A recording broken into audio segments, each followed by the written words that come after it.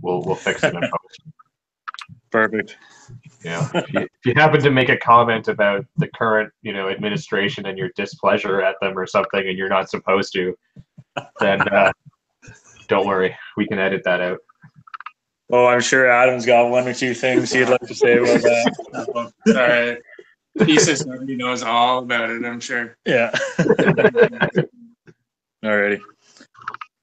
Cool. All right, here we go.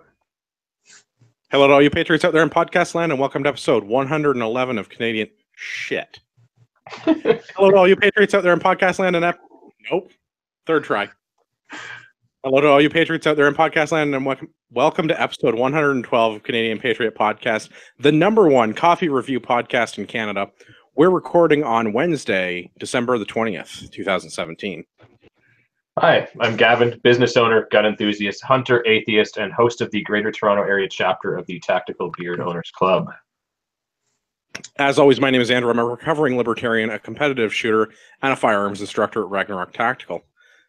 Today we have two very special guests joining us, Cameron and Adam from Arrowhead Coffee. Hi, I'm Cameron. I'm Adam. And we're the owners of Arrowhead Coffee Company, which is a veteran-owned and operated company that supports Canadian Armed Forces veterans. We love our country, the true north strong and free, our families and friends. Join Arrowhead Coffee on their hunt for the perfect brew to raise morale and bring that feeling of home to you no matter where you are. A portion of all our profits helps Canadian Armed Forces veterans, members, and their families. Awesome. Well, welcome, guys. Yeah, thanks for coming on. We appreciate it. Yeah, thanks for having us on the show. Everybody. Oh, dear, Gavin disappeared. Okay, well, I'll tell everybody. We want to hear your feedback. You can leave feedback for us by email, feedback@canadianpatriotpodcast.com, or by visiting canadianpatriotpodcast.com/feedback and filling out the questionnaire. Remember to tell me how I offended you. Your tears fuel me. I'm sure you won't.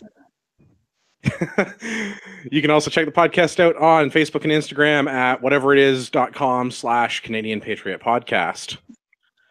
Let's start with what are we drinking? Guess first. Cameron, what are you guys drinking?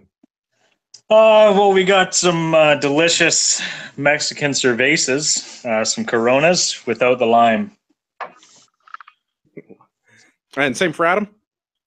Yep, as per, across the board. Right on. Gavin, what are you drinking? I am drinking a Knob Creek and Coke Zero again this evening. Nice. Don't have to update the show notes. Yeah, keeping it real. In the spirit of laziness, I'm continuing to drink Jameson on ice. Although I have officially run out of Jameson. This was the end of the bottle. Uh-oh. That's tragic. It's terrible. Now, are you actually out? Or are you just like...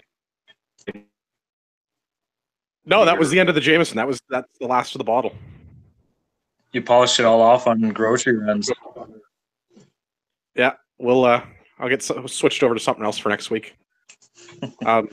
So let's get into the main topic, the only topic tonight. We're doing the interview with Arrowhead Coffee.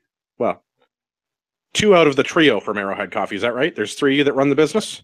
That is correct. Yeah, we're the handsomer 2 of the 3. So Will, that's really good because it's an audio podcast, so that'll come through. Oh, excellent. So we can actually not have to worry about it coming to fruition here. Yeah, Will, he can't be with us tonight, but he left a couple comments for us that we can add in if we have to. But he was the original member, the plank holder for the company. He started it all when we were overseas and asked me to join in when I got back home with him because I'm the one with all the good ideas. And then Adam here was sick and tired of not doing anything, so we decided to hire him on too not too long ago. I'm the ringer/intern. Yeah, he's our intern. Okay, he's the intern. I got that.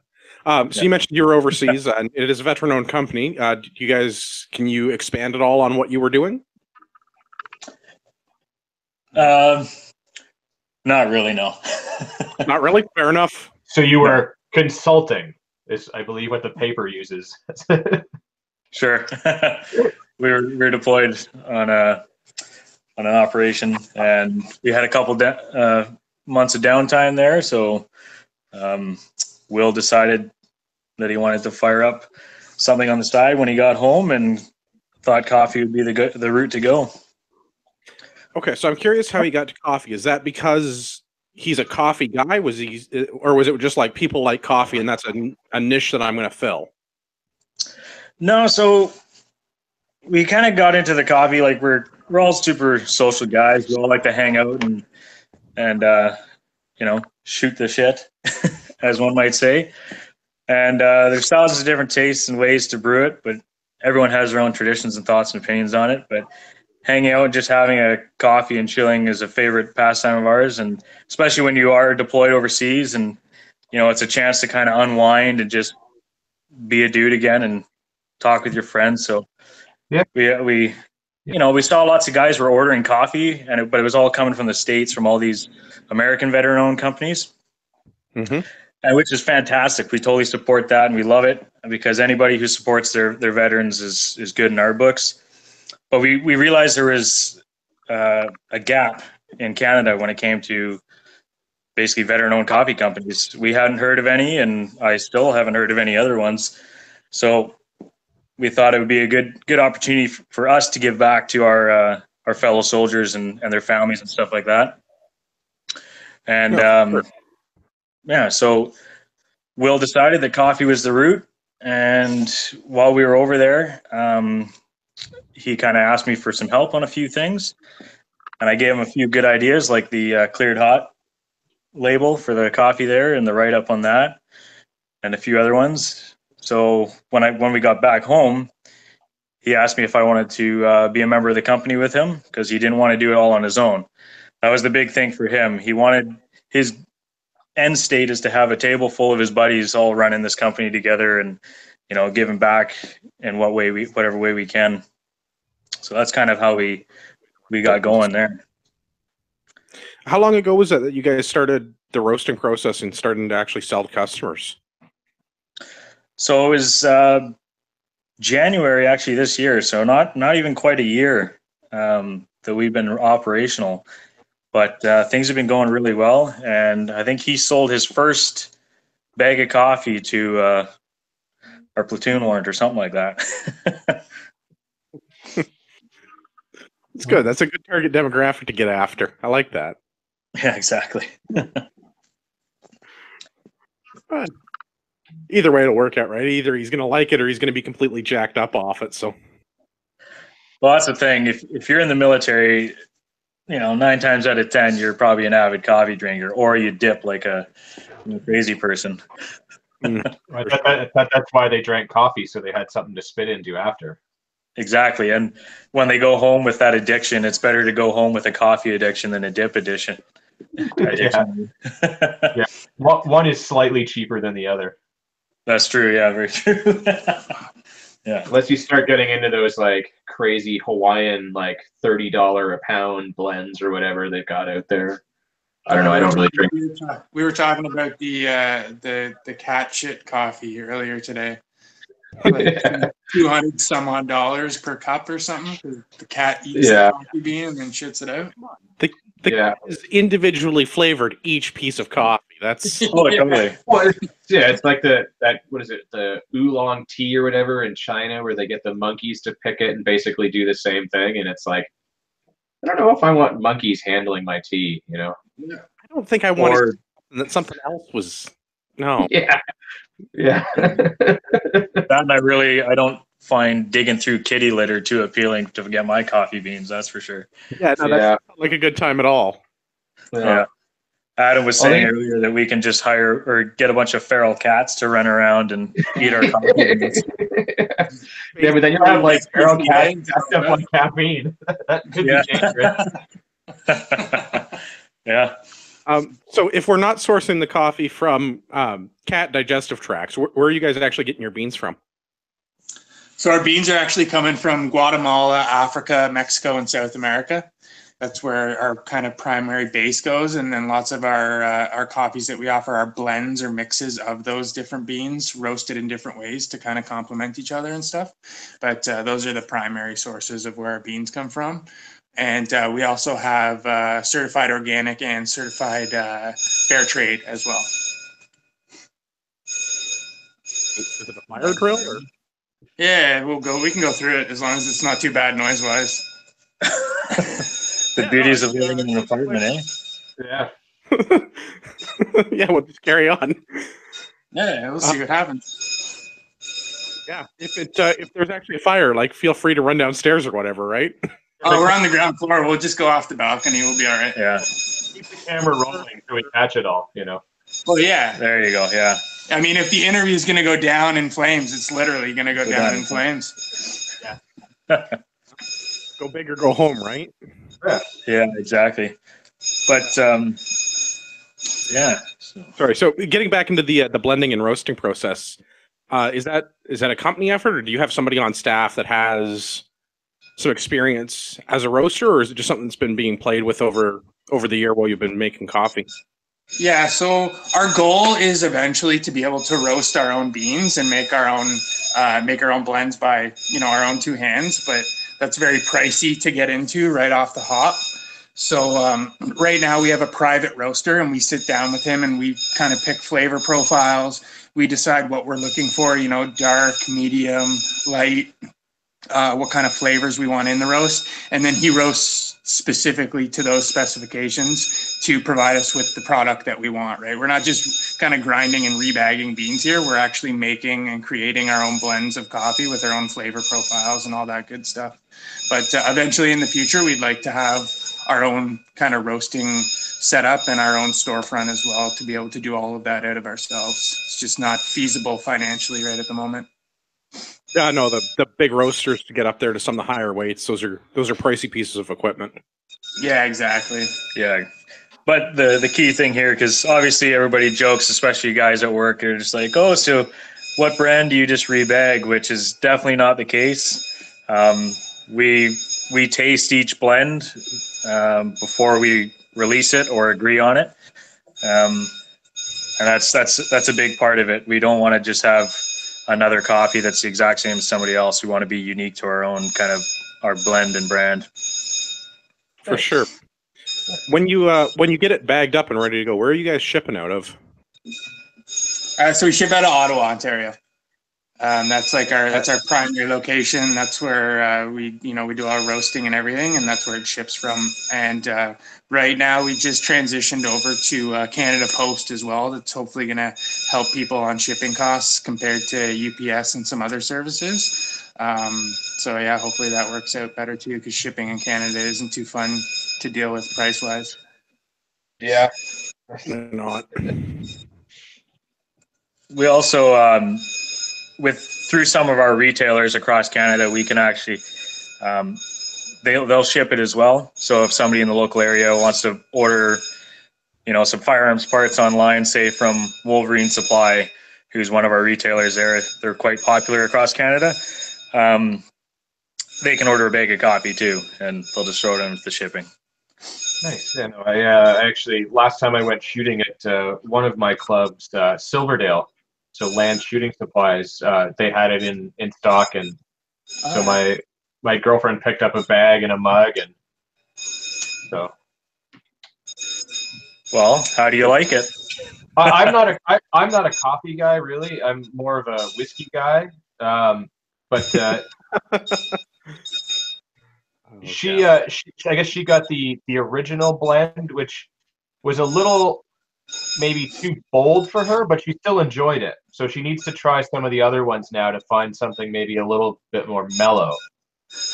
Well, anything from our house, either our house, Gazer, or Blue Collar, those are the lighter of the blends. Yeah, she just figured I'll try the original one first, because I mean that's the original one, and then go from there. I mean, she still, like I said, she still really enjoyed it, but it was just maybe a little bit too strong. So I think she just maybe the next couple of times the bag didn't last very long. Just didn't put as much in when she made it, and then that sort of tempered it a little bit more to her palate. But she definitely wants to try some of the other blends. So. Well, the real quick, I might as well explain it. So the cleared hot is our espresso blend. So that's definitely the one with the most kick. Then the original is just below that. Our House is kind of in the middle of the pack. It's still a dark roast, but not quite as bold as the original. And then Gazer is a medium roast. And Blue Collar is also a medium roast. However, Blue Collar is probably pushing more towards the high end of the light roasts. Well, so excellent work on the art with the Gazer. Yeah, we get a lot of comments about the Gazer one and the cleared hot. Yes. The art on all of them is good. The Gazer is particularly funny. Oh yeah. Well, it's even funnier when you're trying to explain it to a colonel at an expo show about troops doing shit like that behind the scenes, right? Yeah, just right over his head. Well, officers, that's probably people, but they're close. That's probably for the best, though, right? Like, you don't want them to know all the shenanigans you get up to, because then you won't be able to get up to all those shenanigans and have fun. Exactly. Yeah, totally. And that's part of being a soldier, right? Is all those shenanigans keep morale up. Yeah, that's right. All right. Now, how are you guys finding the pickup has been? I know you guys got into retail sales through, call it a distribution network recently, retailers that are selling your products. Are you able to keep up with the demand for the coffee? Yeah, so it actually it took off a lot faster than we had anticipated. Probably summertime really is when things really picked up for us. We were invited to a few events and that kind of stuff. And then just at the end of the summer, beginning of fall, we picked up probably, I think, 3 or 4 retailers all at the same time. So it was kind of a steep learning curve for us. But it only took maybe a couple weeks to get on track and really be able to stay on top of it. But as of now, it's been smooth sailing ever since. And we're still picking up new retailers every month. And it's growing, and it's growing steadily. Every month it's just more and more and more, and more people are hearing about it. The social media accounts are growing, and it's great. We got a package going out tomorrow morning to some guys that are overseas in Afghanistan, some American guys with the 82nd Airborne. right. And I got another package heading over to some UK military guys as well. So we've had packages go to Japan, Australia. Yeah, so it's growing. Well, that's awesome. It's gotta be nice to be able to see those items going out, especially when you get like an APO address like that. You know, it's somebody else that's deployed that gets to enjoy the coffee. Well, and somebody that's not Canadian, right? Like, that means that, they've noticed and they want to try it. Like, whereas somebody that's Canadian generally feels obligated to support Canadian companies sometimes, so they'll maybe be the first ones to try it. But I mean, that's awesome that you guys are getting other countries and other people in different militaries. Like, I mean, it means you're catching on, right? Like, that's awesome. Yeah, and it's awesome. Yeah, we've definitely noticed that, especially in the last couple months. The social media is definitely a big help to us. The Facebook account and the Instagram account, we get a lot of sales and support from those communities. Actually, that's how we picked up most of our retailers, was through social media accounts.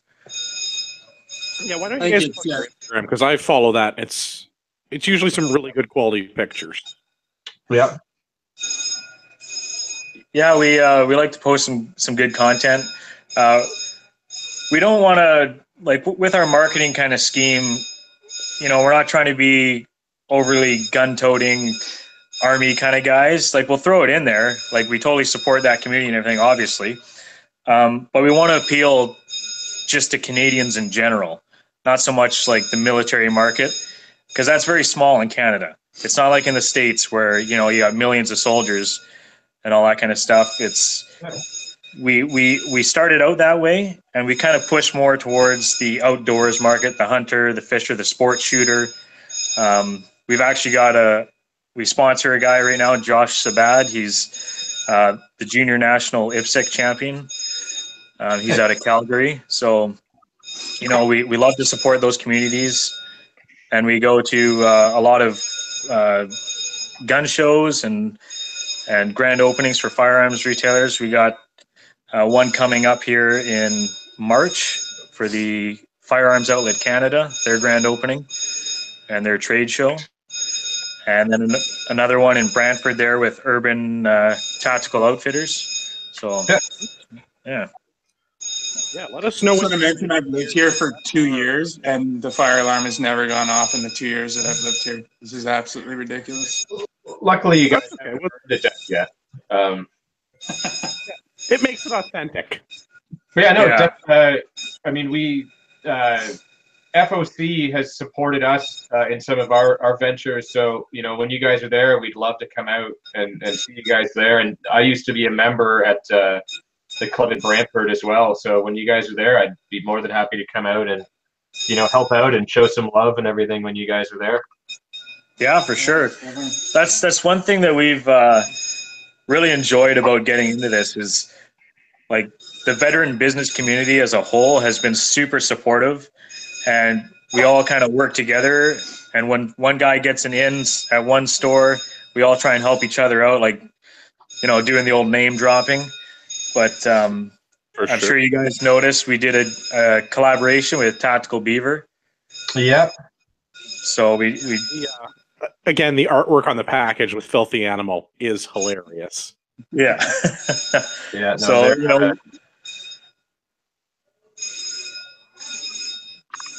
it's they're good guys. I took a class with Boris, and we need to get them on the show to talk about their company at some point soon. But yeah, they're good guys. Oh yeah, and the best part about all this is we all give back in some way. So, we donate to the V42 Foundation. I believe Tactical Beaver is the True Patriot Love Foundation. So, that's the best part about this whole business community, especially with the veterans and stuff like that. And not even just veterans, just people that support the military as a whole. They like to give back, and whether it's a little or a lot, we do what we can. And as we grow, our plan is to grow with our donations, our charitable donations, and all that kind of stuff. We don't want to just stick to the one. We eventually want to expand out to other charities and stuff like that. Nice. Talking about growth, what do you guys have planned for the next 6-12 months? Is it time to hire a fourth guy? Is it time to start that retail store? What's in the pipeline? So we actually had a little board meeting there, which consisted of the three of us and a couple of cases of beer. But it was really good. Yeah. So no, it was really good. We got to discuss quite a few things, like we did the 1 to 3 mark. So for that, it's just marketing growth, product development. So we want to come out with a lot more apparel and that kind of stuff. Some women's apparel. We get ragged on for that all the time. So ladies, it's coming. Stand by. And then the 4 to 6 year range, we're hoping to hire a couple more people and hopefully get that storefront. And then eventually, whether this is a ridiculous thought or not, but we'd actually like to open like an Arrowhead ranch around like the 10 to 15 year mark, where we have our own charity.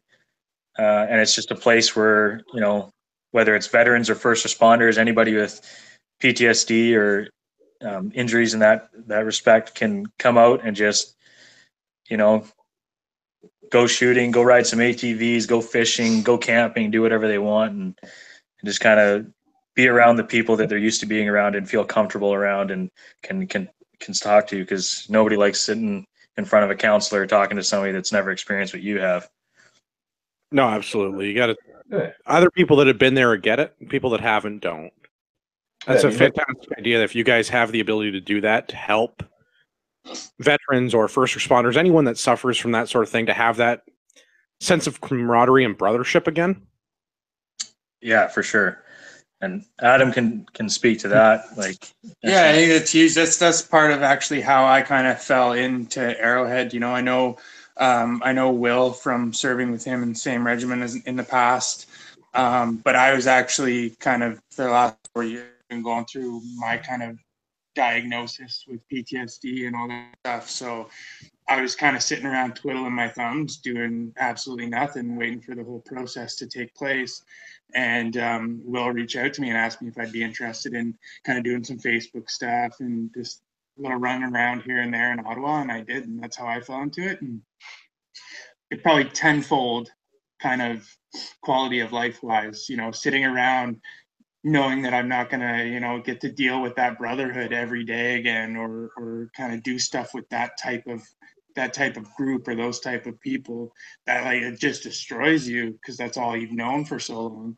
And then coming on with Arrowhead, it's like, you know, I get to shoot the shit with these two assholes every day, and it makes me feel like I'm back in that brotherhood, right? You know, right off the bat, the first thing that happened between us was they started calling me the intern. So in true military fashion, you can't try to turn away a nickname. You just have to jump right into it and own it, right? So boom, created my first Instagram account, Adam the Intern. Like that's kind of how that stuff goes. But quality of life wise, it went tenfold for me. Just being around that group of people again and having those opportunities. No, that's awesome. No, I hope that you get to the point where you can take advantage of that and do the ranch or something similar. Yeah, I mean, look at what Tim Horton accomplished, right? I mean, obviously that maybe took a little longer, but like they've got their camps for the blind and, you know, all kinds of stuff. So, you know, it's possible, you know. Even if it's just a retreat and we don't own it at first, you know, even if it's just exactly two or three weekends a year, 2 or 3 weekends a year where 10 guys get to go out and just kind of hang out at a hunt camp or a cottage style thing for a while. It's perfect, right? I'm pretty sure we know some people that would be happy to I was that happen. Get you guys in touch with the PTSD Foundation that we were working with earlier this year, Many to One. Yeah, that'd be nice. We and we know somebody with a lodge too, so. Oh wow, perfect. how attached are they to it? I mean, these properties may be burnt to the ground by the time we're done with them. Yeah, let's be honest here. It's probably not the worst that's ever happened there. Yeah. They I really want to go to this cabin. Yeah, they trained some of you assholes that are still active duty out of there, so they're probably used to it. Awesome. Yeah, we've done a few things. Like we helped out with sponsoring the Rolling Barrage, which was a motorcycle ride across Canada. Maybe you guys have heard of that one, but it's put on by Military Minds. And that was one of our first real contributions to the community was supporting that and, you know, helping them out with social media and kind of cross promoting them and sending them out some good coffee to enjoy along the way. Nice. No, that's fantastic. If you can get in there, especially with those groups, because from our perspective, we've done a fair bit of charity work the last couple of years, and we know from the people that we shoot with and interact with regularly that the sponsors from the charity events tend to be the businesses that get those people's money in the future. Yeah. Right? And like actually, I was just gonna say, like those guys from the Rolling Barrage, like they still support us today, and we see them buying coffee all the time, and you know, giving us the thumbs up and taking a picture of our product and throwing it up on Instagram and tagging us in it and stuff like that. So we like to see that, and it's just goes to show, you know, that military brotherhood that we all have. You know, we all like to support each other and stick together and cover each other's backs, basically. So for sure. Is there anything else that you guys wanted to talk about or let listeners know about, how they can get in touch with you or how they can get a hold of your products, or if there's anything else that you think that, you know, our tens or maybe dozens of listeners ought to know about? Well, I'll speak directly to all 5 of them right now, but basically you can check us out at www.arrowhead.coffee, and yes, that's .coffee, not .com. You Such can name. You can check out the Facebook, just search Arrowhead Coffee Company, and Instagram, Arrowhead Coffee Co. If you want to get in touch with us directly for any retail sales, you can contact myself, Cameron, at arrowhead.coffee, And if you have any just customer questions or want to know more about our product, you can email Adam at arrowhead.coffee. Yes. And that is pretty fucking awesome, the .coffee. We need to get like a web address like that. Patriot. Yeah, Patriot. Yeah. I'd be okay with that. That'd be awesome. Yeah. And so if somebody's interested in becoming a retailer, you can contact me. I'm the sales rep, and Adam handles all our customer service and events coordination. And then Will, he does all our, CEO stuff, dealing with money and whatnot. Basically, we ride him all the time, asking him what he actually does around here. Meanwhile, he's the one who did all the graphics and he did the website and everything, but we still can't resist the urge to just ride the boss, right? Yeah. Well, yeah, but I mean, how long did it take him to set up the website? Now it's up and running. What's he got to do? Make sure it stays up? Yeah, pretty much. This is true. I like this. And I'm the one, when we get retailers, I got to go in there and edit the Friends of ACC page. And I wanted to thank you for putting Ragnarok on there. We're looking forward to getting next year's course schedule up. And as a big coffee drinker, I'm looking even more forward to drinking the coffee before I teach in the mornings. Get the old juices flowing. Be careful which one you drink, because your shooting might not be as stable. You might be a little shaky on the range. One thing I've learned is that the more we teach, the less we seem to actually shoot. We'll be on the range. That's true. You just got to stand there and look cool. Yeah, we've got that down pat. Yeah, no problem. Well, we got to say the beards are pretty awesome. I dig that. Yeah, our beard game is strong. Yeah, Adam's beard game is pretty strong too. Adam's probably our beard representative. Yeah, that's you got to be careful though. We got a panelist on here that he thinks that beards are just a way for ugly men to get laid. And hey, if that's what it takes, I'm okay with that. What's wrong with that? Yeah. To be fair, he is the funniest panelist on. So he's mad that we're taking advantage of the system, and he obviously can't because he doesn't have the genetics to grow a beard. Well, I think he's got a lot of deep-seated anger issues from being Dutch and having the canoe stolen and appropriated from his heritage and the whole wooden shoe thing. But that'll happen. I can't even blame him now that I know the history. It's too bad Marty couldn't be here, but I'm sure he'll listen and be offended. Which really, that's the same for me, so it's okay. Yeah. It's actually kind of better because we get to laugh about it now, and then when he listens, like when this comes out, he'll say something, and then we get to laugh all over again and relive it. So, well, perfect. It's win-win. Yeah.